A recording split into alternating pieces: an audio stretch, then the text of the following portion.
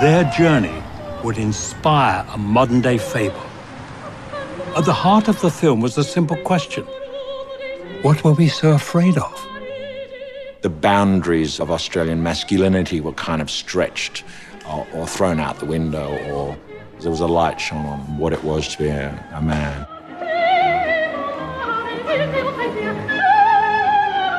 Priscilla, who'd have thought you'd take us so far?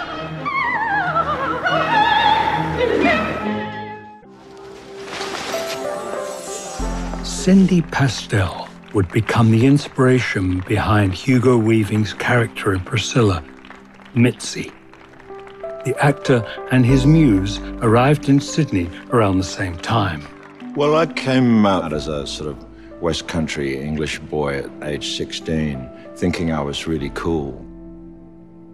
And I was quite struck by a sort of aggressive, masculine frameworks, and I thought, in order to be a bloke here, in order to be a man in Australia, you have to be a certain sort of rough and ready character who doesn't talk about certain things and jokes his way through stuff. Mr. Belrose?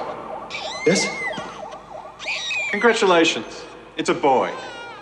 One of the great things about the film is that Steph sort of hit on a particular point in gay subculture in Sydney, a particular time where drag had evolved into an art form in its own right, in a really kind of interesting way. And Priscilla sort of surfed that wave. Time to find a cast. First up, Mitzi.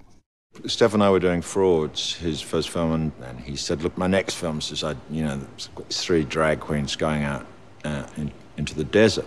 And I said, Steph, I'll do anything in it. Hugo came first because I had a good relationship with Hugo. Hugo trusted me, and, there was nothing as more wonderful as our first day of costume trials where we put Hugo in a dress in a hotel room in Melbourne, and he just ran up and down the corridors screaming. And he was like a kid in a toy shop, and I just knew Hugo was fine. One thing we had to do was ultimately the litmus test, which is to get him out there, take them out onto Oxford Street, and in character, let them see the experience, let them go through what drag feels like. So we spent a full night getting them all done, getting them all ready, and took the 3 of them out to a nightclub in Sydney with Bill Hunter as bodyguard. So we were all made up and in a frock. It was like a multicoloured sequin, sort of, had a blonde wig. And Guy and Terence and I were all going to meet at my house. So I went home in my full regalia, got back. My little boy, who was 4 at the time, screamed and ran away from me, and I said, "No, it's all right, darling, it's okay." He said, I said, "It's Daddy." He said, "Take the wig off, take the wig off." I took my wig off, and he said, "Put it on again, put it on again." So I put it back on. But Terence and Guy arrived, and then I think we walked from there, Billy chaperoning us all the way, got to DCM and proceeded to get very, very drunk. And I said, "Where's Hugo?" And Terence went. And I looked down, there was Hugo passed out under the table. And me, like in the movie, going, "Come on, darling, come on, you've got to get up, it's time to go now." And I remember other drag queens looking at us and kind of going, "Who are these girls? I haven't seen these girls before."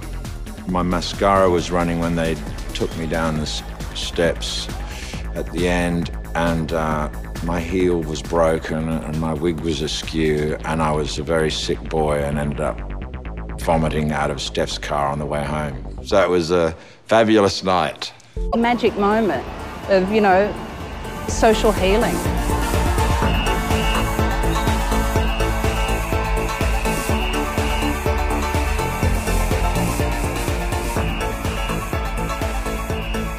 I went along to the Mardi Gras each year and watched that become a celebration of the city. And somehow contained within Priscilla is that whole journey of gay culture within a short space of time, from being where, if you were gay and an activist, you were likely to be hauled off the streets and thrown behind bars, to to a real celebration where you've got police floats and politicians marching, you know. So it was a huge transformation within a short space of time and kind of reverberated beyond Sydney in a big way, and with this film kind of out to the world. So it did catch a fantastic wave.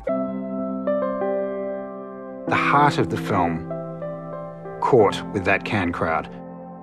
That story of a father and a son, that brought total silence to them. They weren't laughing. Film ended, house lights went up, then they ripped up the seats. That was the real surprise. They went ballistic.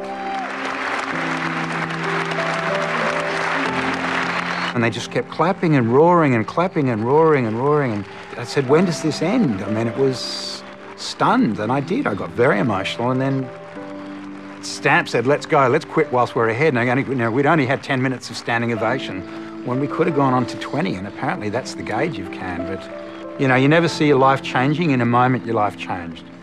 My life changed at that moment. I was doing The Man from Snowy River, and they wouldn't give me the time out to go to Cannes. So I had Stefan and Hugo and Terence ringing me drunk after the screening in Cannes, and it had gone off and everyone had loved it, you know, and I'm on set going, great, it's great, guys.